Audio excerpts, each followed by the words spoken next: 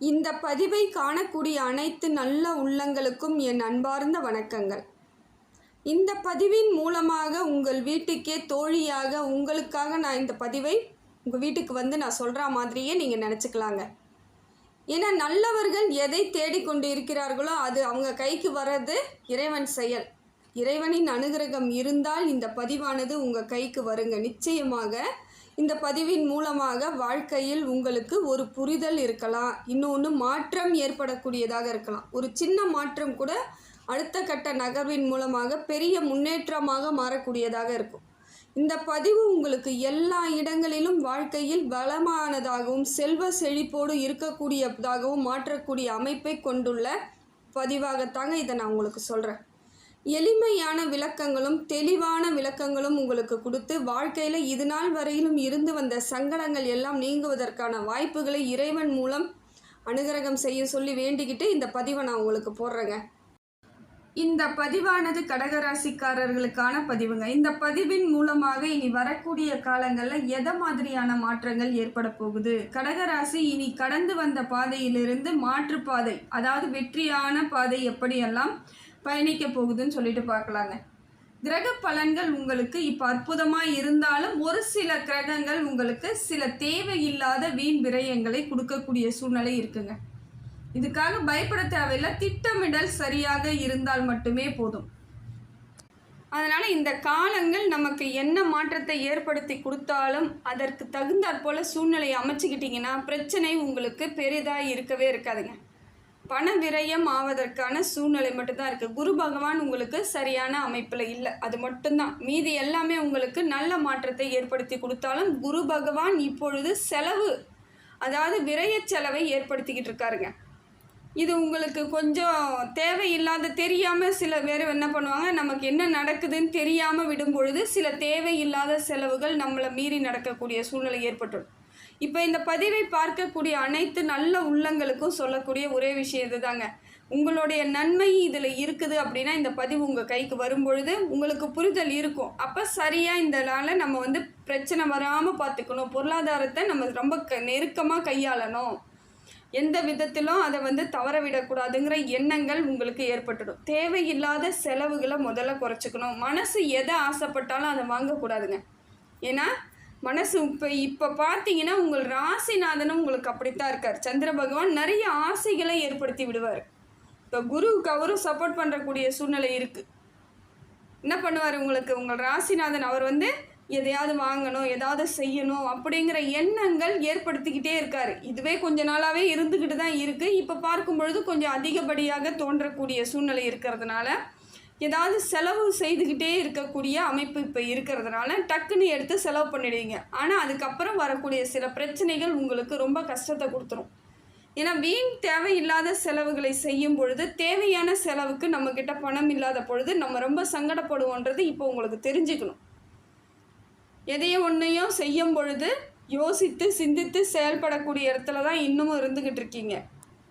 அதே போல் கடகராசிக்காரர்கள் தொழில், அதாவது தொழில் முன்னேற்றம்லாம் நல்லா இருக்குதுங்க. வேலையில் உங்களுக்கு பண வரவு இருக்குது. புதிய முயற்சிகள் எல்லாம் ஜெயிக்கக்கூடிய அமைப்புகள்லாம் இருக்குது. என்ன ஒன்று கண்ணும் கருத்துமும் அதிலேயே இருக்கணுங்க. கொஞ்சம் கவனச்சிதறல் ஏற்பட்டாலும் பல பிரச்சனைகளை சந்திக்கக்கூடிய சூழ்நிலை இருக்குது. ஆனால் கவனச்சிதறல் ஏற்படக்கூடிய வாய்ப்பு இருக்குது. ஏதோ ஒரு விதத்தில் உங்களுக்கு டக்குன்னு அதிலிருந்து வேறு எதுக்கு போகக்கூடிய சூழ்நிலை ஏற்படும் பொழுது சில விஷயங்களை கைமீறி போகக்கூடிய சூழ்நிலை இருக்குது. அதனால் எப்போ எந்த வேலை செய்தாலும் அதுலேயே கவனமாக இருக்கணுங்க. நம்ம நேரம் எப்படி இருந்தாலும் நாம் சரியாக நடந்துக்கும் பொழுது சில விஷயங்கள் நம்ம கையை மீறி நிச்சயமாக போகாதுங்க. இதில் உறுதியான அமைப்பு உங்களுக்கும் தெரியாது. ஏன்னா கடகராசிக்காரர்கள் எப்பொழுதும் எல்லா விஷயத்தையும் சிந்தித்து செயல்படக்கூடியவர்கள். அதனால தான் நான் திருப்பி உங்களுக்கு இதை நான் சொல்கிறேன். இப்போ இதை ஒன்று சொல்லிட்டா நீங்கள் நல்லா ஆலோசனை பண்ணி தெளிவாக முடிவு எடுத்துருவீங்க. எந்த விதத்துலையும் குழப்பிக்க மாட்டீங்க. அதனால தான் திருப்பியும் சொல்கிறேன், வீண் விரயங்கள் வருவதற்கான வாய்ப்புகள் இருக்கிறதுனால ரொம்ப கவனமாக இருக்கணும். பணத்தை எப்படி கையாளணும், எதை மாதிரி செய்யணும், எதற்கு செய்யணும், செலவுன்றதை தெளிவோடு செய்யணும்.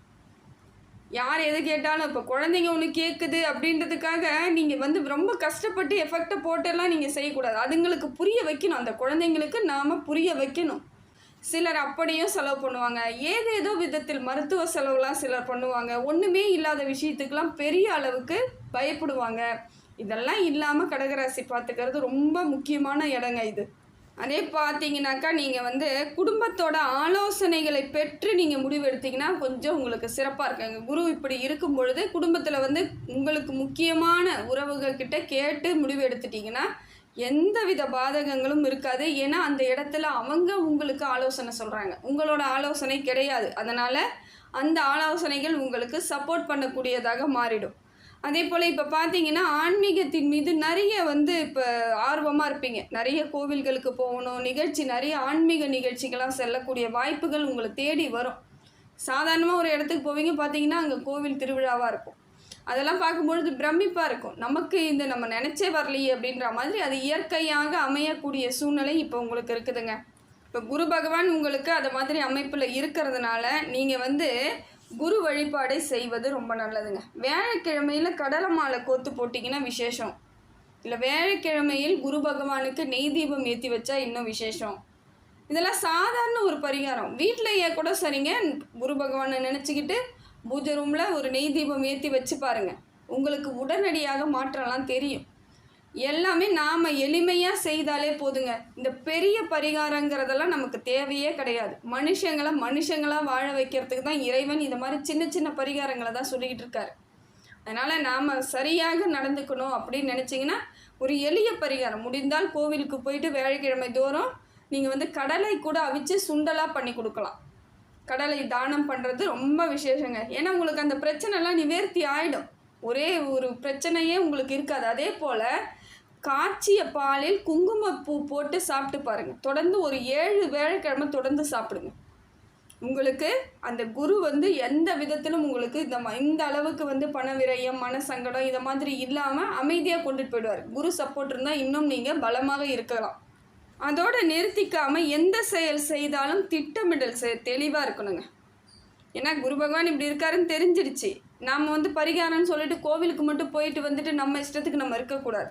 சில விஷயங்களில் தெளிவான திட்டமிடல் இருந்தால் உங்கள் வாழ்க்கை பல மடங்கு மாற்றம் ஏற்பட்டுடும். இப்போ கூட உங்களுக்கு பெரிய பாதிப்புகள் கிடையாதுங்க. புரிஞ்சுக்கணும். தெளிவாக புரிஞ்சிட்டிங்கன்னா பாதிப்பு இல்லாத சூழ்நிலையை நீங்கள் இன்னும் நல்லா உற்பத்தி பண்ணிக்கலாம். கரெக்டாக நம்ம வாழ்க்கையை அமைச்சிக்கலான்ற இடத்துக்கு நீங்கள் வந்துருக்கீங்க. ஏன்னா படாத பாடு ஏற்கனவே பட்டாச்சு. நிறைய சங்கடங்களையும் நிறைய கஷ்டங்களையும் கடந்து வந்துக்கிட்டு இருக்கீங்க. மறுபடியும் மீண்டும் ஒரு பிரச்சனை, மீண்டும் ஒரு சங்கடன்றது நமக்கு முன்னேற்றத்தை தடைப்பட வைக்கும். அதனால் இப்போ இருக்கக்கூடிய சூழ்நிலையை நம்மளுக்கு தகுந்தா போல் மாற்றிக்கணும்னு நினச்சிங்கன்னா திட்டமிடல் தெளிவாக இருக்கணுங்க. கரெக்டாக யோசிக்கணும். சில விஷயங்களை விட்டு கொடுத்துடணும், சில விஷயங்களை தொடவே கூடாது அப்படிங்கிற எல்லா விஷயத்தையும் யோசிச்சுட்டு அதுக்கப்புறம் தான் முடிவு எடுக்கணும். தடபுடன் முடிவு எடுத்துடக்கூடாது. அது வந்து உங்களுக்கு சில விரயங்களையும் ஏற்படுத்தும், மனக்கசப்பையும் ஏற்படுத்தும். அதே போல் உங்களுக்கு செவ்வாய் பகவான் நல்லா இருக்காருங்க. செவ்வாயினுடைய அனுகிரகம் முழுமையாக கிடைக்கிது கடகராசிக்கு. இப்போ பார்த்தீங்கன்னா உங்களுக்கு திடீர்னு வீடு மாறுறது, இல்லை இடம் மாறுவது, அலுவலகத்தில் கூட இடமாற்றம் ஏற்படும், தொழில் வேற எங்கேயா மாற்றி செய்யக்கூடிய அமைப்பு, அதை போல் இடமாற்றத்தை ஏற்படுத்தி கொடுக்கக்கூடிய இடத்தில் செவ்வாய் பகவான் இருக்கார். இது எப்படி இருக்குன்னா ஒரு மாறுதல் கிடைக்கிறது உங்களுக்கு நல்லது தான், சுமூகமான ஒரு அமைப்பு தான். இருந்தாலும் சில நேரங்களில் வந்து இங்கேருந்து மாறி நீங்கள் போய் அங்கே செட்டில் ஆகிறதுக்குள்ளே கொஞ்சம் டைம் எடுக்கும் இல்லையா, அந்த நேரம் உங்களுக்கு கொஞ்சம் சங்கடமாக இருக்க மாதிரி தோணும். இருந்தாலும் அது உங்களுக்கு நல்ல பலனை தான் கொடுக்குறார். செவ்வாய் பகவான் உங்களுக்கு நல்ல மாற்றத்தை ஏற்படுத்தி கொடுக்குறாரு. ஒரே இடத்துல இருந்து ஒரு மாதிரி விரக்தி ஆகிறதுக்கு நம்ம வேறு இடம் மாறும் பொழுது அந்த சூழ்நிலை உங்களுக்கு ஒரு அடாப்ட் ஆகும் பொழுது சந்தோஷத்தை கொடுக்கும். வீடு வாங்கிறது, வீடு கட்டுறது, அந்த மாதிரியான அமைப்பு நல்லா இருக்குதுங்க. இடம் வாங்கி வீடு கட்டுறது, இல்லை இருக்கக்கூடிய வீட்டை நீங்கள் புதிதாக மாற்றுவது, அதனால் வேறு வீட்டுக்கு நீங்கள் செல்வது, அந்த மாதிரியான அமைப்பு இருக்குது. வண்டி வாகனங்கள் வாங்குவதற்கான வாய்ப்புகள் பலமாக இருக்குது. ஏற்கனவே இருக்கிறதெல்லாம் கொடுத்துட்டு நான் புதுசாக நல்லா வாங்கிக்கலான்னு இருக்கிறேங்க, வாங்கலாமா, அந்த சூழ்நிலை எனக்கு சரியாக இருக்குமா, தாராளமாக வாங்கக்கூடிய அமைப்பு உங்களுக்கு இந்த காலகட்டம் இருக்குது. அதே போல் வண்டி வாகனங்களில் செல்லும் பொழுது கவனமாக போகணும். வண்டியை எடுக்கும் பொழுது குலதெய்வத்தை வேண்டிக்கிட்டு எடுங்க, ஒன்றும் பிரச்சனை கிடையாது. இதை மட்டும் செய்யுங்க, வேறு ஒன்றும் தேவையில்லை. எளிமையாக சில விஷயங்களை நாம் கடைபிடித்தாலே பல சங்கடங்கள், பல பிரச்சனைகளை நம்ம அப்படியே அப்பால துரத்திட்டு நம்ம வாழ்க்கையை நம்ம வாழ முடியுங்க. திருமண யோகமும் உண்டாகுது கடகராசிக்கு. இப்போ திருமண பாக்கியம்லாம் இருக்குது. நல்லபடியான வரன் தேடுவதற்கான காலகட்டம் இது. வரன் தேடலாம், முடிவு கொடுக்கலாம். அதாவது நிச்சயம் பண்ணிக்கலாம். அந்த மாதிரியான அமைப்பெல்லாம் பேச்சுவார்த்தைலாம் பண்ணக்கூடிய அமைப்பு நல்ல அருமையாக இருக்குதுங்க. அதே போல் வேலை சுமை மட்டும் கொஞ்சம் ஜாஸ்தியாக இருக்கும். ஆனால் அதற்கான பலன் கிடைக்கும். வேலை கொஞ்சம் ஜாஸ்தியாக இருக்காமல் இருக்கும், ப்ரெஷராக இருக்காமல் இருக்கும், அதிகப்படியான வேலை இருந்துக்கிட்டே இருக்கும். ஆனால் அதற்கான பலனை நீங்கள் நிச்சயமாக அனுபவிப்பீங்க. நல்லபடியாக உங்களுக்கு ஒரு நல்ல ஒரு அமைப்பு ஏற்படக்கூடிய சூழ்நிலை இருக்குது. ராகு பகவான் உங்களுக்கு ஓரளவுக்கு மாற்றத்தை தாங்க கொடுக்குறார். மனசுக்குள்ளே இதனால் இருந்து வந்த சங்கடங்கள்லாம் போக வைக்கிறார். மனசை கொஞ்சம் தெளிவுபடுத்த வைக்கிறார். மனசில் உறுதியை ஏற்படுத்தி கொடுக்குறார். அதே போல் சூரிய பகவானும் அதே அமைப்பில் தான் இருந்து உங்களுக்கு மன தன்னம்பிக்கை ஏற்படுத்துகிறார். மன தைரியத்தையும் கொடுக்குறார். எந்த செயல் செய்தாலும் சரியாக இருக்குன்ற நம்பிக்கையை ஏற்படுத்துகிறார். ஒரே பயத்திலே இருந்தீங்க இல்லையா, 2ஆம் கட்ட நிலமையில் இருக்கிறப்பா அப்படின்ற மாதிரி, எது செஞ்சாலும் எனக்கு சரியாக வருமா வராதான்னு ஒரு குழப்பத்தில் இருந்தீங்க. இப்போ தெளிவான முடிவுகளை எடுக்கக்கூடிய காலகட்டமாக உங்களுக்கு சூரிய பகவானும் கொடுக்குறார், ராகு பகவானும் கொடுக்குறார். இதெல்லாம் சிறப்பான விஷயம் தானே. சில விஷயங்கள் சரியாக அமைந்தால் தாங்க நம்ம மாற்றத்தை உடனடியாக காண முடியும். அதுபோல் உங்களுக்கு இப்போ பார்த்திங்கன்னா சூரியன் நல்ல அமைப்பில் இருக்கார். பேர் புகழ் அந்தஸ்து கிடைக்கக்கூடிய சூழ்நிலை இருக்குங்க. நிச்சயமாக இப்போ பார்த்தீங்கன்னா உங்களுக்கு உரிய பேர் கிடைக்கும். எந்த வேலை செய்தாலும் நீங்கள் தான் செஞ்சீங்கன்ற மாதிரி. ஆனால் கொஞ்சம் வேலை சுமை இருக்கிற மாதிரி இருக்குது, வேலை பளு இருக்கிற மாதிரி தான் இருக்குது. ஏற்றுக்கோங்க, தப்பு கிடையாது. சில விஷயங்களை ஏற்றுக்கிட்டால் நமக்கு சாதகமான சூழ்நிலை ஏற்படும். இது நாள் வரையில் இருந்து வந்த உடல் ரீதியான பிரச்சனைகள்லாம் தீர்வதற்கான வாய்ப்புகள் இருக்குங்க. உடம்புல சும்மா சின்ன சின்ன பிரச்சனைகள் இருந்துக்கிட்டே இருந்துச்சு, அதெல்லாம் சரியாகக்கூட அமைப்பு இருக்குது இப்போ. அதே போல் உங்கள் ராசிநாதன்னு பார்க்கும் பொழுது சந்திர பகவான் கொஞ்சம் ஒரு சரியில்லாத அமைப்பில் இருக்கார். உடல் ரீதியான பிரச்சனை, மன ரீதியான பிரச்சனைகளை தருவதற்கு வாய்ப்புகள் இருக்குங்க. மனசுக்குள்ளே எதையாவது உங்களுக்கு தேவையில்லாத சங்கடங்களை கொடுக்கக்கூடிய அமைப்பு இப்போ இருக்கிறதுனால கொஞ்சம் அதுவும் காலத்தில் சரியாக போயிடும். பெரிய அளவுக்கு பாதிப்புகள் இருக்காது. இருந்தாலும் சில நேரங்களில் உங்களுக்கு தேவையில்லாத சங்கடங்கள் ஏற்பட வாய்ப்பு இருக்குது. அதனால் மனசுக்குள்ளே திட்டமிடலை தெளிவாக இருக்கணும். மனசை மட்டும் கரெக்டாக வச்சுக்கோங்க, வேறு ஒன்றும் வேணாம். வியாழக்கிழமையில் குரு பூஜை பண்ணுங்கள். அதே போல் குலதெய்வத்தின் வழிபாடு உங்களுக்கு ரொம்ப நல்லது தரும். ஏன்னா உங்களுக்கு சூரியன் சப்போர்ட்டில் இருக்கிறதுனால குலதெய்வத்தினோட அனுகிரகம் முழுமையாக இருக்குது. ஆனால் நீங்களும் வழிபாடு பண்ணணும். எந்த செயல் செய்தாலும் குலதெய்வத்தை மனதில் வைத்து அதன் பிறகு அந்த வேலையை தொடங்கினால் எந்தவித தடைகளும் ஏற்படாதுங்க. கேது பகவானும் நல்ல இடத்துல இருக்காருங்க. கேது தாங்க இப்போ உங்களுக்கு பலம் மிக்கவராக இருந்து கேது பகவான் நிறைய மாற்றத்தை ஏற்படுத்தி கொடுக்குறாருங்க. ஏன்னா தொழில் போட்டி எக்கச்சக்கமாக இருந்து படாத பாடுபட்டிருப்பீங்க. தொழிலெலாம் இப்போ பார்த்தீங்கன்னா போட்டியெல்லாம் விலகக்கூடிய சூழ்நிலை இருக்குது. உங்களை எதிரியாகவே நிறையா பேர் நினச்சி உங்கள் கூட போட்டி போட்டுட்டு ரொம்ப தொல்லை பண்ணிட்டு இருந்தவங்க யாராக இருந்தாலும், அது தொழில் போட்டியாக இருக்கலாம், வீட்டில் இருக்கலாம், குடும்பத்தில் நண்பர்களாக இருக்கலாம், ஏதோ ஒரு விதத்தில் உங்கள் மீது அவங்களுக்கு பொறாமையினால் சில பிரச்சனைகளை உங்களுக்கு கொடுத்துக்கிட்டே இருந்தவங்க கூட இப்போ பார்த்தீங்கன்னா எளிமையாக அவர்கள் ஏதோ ஒரு சூழ்நிலையில் உங்களை விட்டு போகக்கூடிய சூழ்நிலை அமையுங்க. கேது பகவான் அந்த மாதிரியான ஒரு அமைப்பை ஏற்படுத்தி கொடுக்குறாரு. இதுதாங்க ரொம்ப முக்கியம். எது எப்படி இருந்தாலும் நாம் வாழும் வாழ்க்கையை யாரும் நம்மளை தொல்லை பண்ணாமல் இருந்து வாழறதான பெரிய விஷயம். அதை இப்போ உங்களுக்கு கேது சப்போர்ட் பண்ணுறாரு. ஆன்மீகத்தின் மீது அதீத நாட்டம் ஏற்படும். கோவில்களுக்கெல்லாம் செல்லக்கூடிய வாய்ப்புகள் அதிகமாக கிடைக்கும்.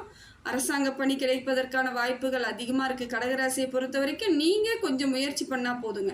உங்களுக்கு கேட்ட இடத்தில் பணிகள் மாற்றம் ஏற்பட வாய்ப்பை உங்களுக்கு கேது பகவான் கொடுக்குறாரு. அதே போல் குடுக்கல் வாங்கல் விஷயத்தில் இருந்து வந்த சங்கடங்கள்லாம் தீருதுங்க. ஏன்னா சில இடங்களில் கொடுத்துட்டு உங்களுக்கு வர முடியாமல் சிக்கி தவிச்சிங்க இல்லைங்களா, அதெல்லாம் உங்களுக்கு நிவர்த்தி ஆகக்கூடிய காலமாக இந்த காலம் இருக்குது. உங்களுக்கு உரிய பணம் பொருளாதாரம் மாறக்கூடிய சூழ்நிலை இருக்குது. கேது பகவானை பொறுத்தவரையிலும் உங்களுக்கு நல்ல பலன்கள் அவர் மூலமாக தாங்க கிடைக்கிது. மற்ற அனைத்து மூலமாகவும் எப்படி ஒரு பலன் கிடைத்தாலும் அவர் பார்த்தீங்கன்னா கேது உங்களுக்கு தனியாக ஒரு சப்போர்ட் பண்ணக்கூடிய சூழ்நிலை இருக்குது. ஏன்னா உங்கள் ராசிநாதனே ஒரு சில இடங்களில் உங்களுக்கு அப்படி இருக்கும்போது உங்களுக்கு கேது பகவான் நல்ல வலுவாக இருந்து நிறைய மாற்றத்தை ஏற்படுத்தி கொடுக்குறாருங்க. இது உங்களுக்கு சாதகமான சூழ்நிலையை கொடுக்கக்கூடிய அமைப்பாக இந்த காலகட்டம் இருக்குது. அனைத்து வகையிலும் மாற்றங்கள் ஏற்படக்கூடிய அளவில் எல்லா கிரகங்களும் உங்களுக்கு பெரிய மாற்றமாக தான் இருக்குது. என்ன ஒரு சில இடங்களில் உங்களுக்கு குருவால் சரியில்லாத அமைப்பாக இருக்குங்க. அதனால் கொஞ்சம் குரு பகவான் உங்களுக்கு சாதகமான சூழ்நிலை ஏற்படுத்தணும்னா சில விஷயங்களை நீங்கள் கடைபிடித்தால் மட்டுமே போதும். வரக்கூடிய காலங்கள் எல்லாம் உங்களுக்கு சுப பலனாக தாங்க இருக்குது. எல்லாமே மாறுதலுக்குரிய காலமாக தான் இருக்குது. கடந்த காலங்கள் உங்களுக்கு கவலை அளித்தாலும் எதிர்காலங்கள் உங்களுக்கு நல்ல மாற்றத்தை ஏற்படுத்தி கொடுக்கக்கூடியதாக தான் இருக்குது. இனி வரக்கூடிய காலங்களை நீங்கள் தெளிவாக பயன்படுத்தி அதன் மூலம் பல ஆண்டுகள் நல்ல ஒரு வாழ்வாதாரத்தை மேம்படுத்தி அதன் மூலமாக உங்கள் லட்சியத்தை நிறைவேற்றி கொள்ளக்கூடிய காலம் இந்த காலம்தான். இதை நீங்கள் சரியாக பயன்படுத்திக்கினா உங்கள் காலம் உங்களுக்கானது.